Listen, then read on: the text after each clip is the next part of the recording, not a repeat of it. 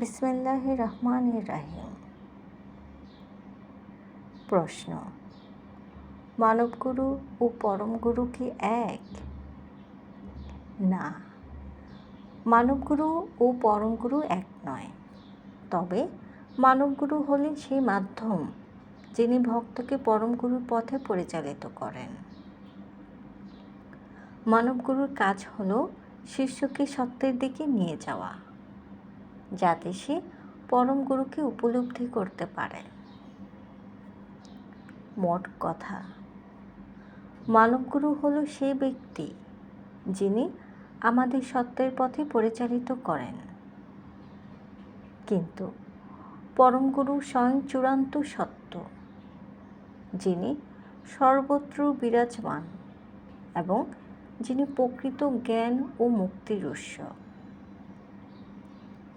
যারা প্রকৃত ভক্ত তারা মানবগুরুর পথ নির্দেশ অনুসরণ করে শেষ পর্যন্ত পরমগুরুর সান্নিধ্য পৌঁছায়।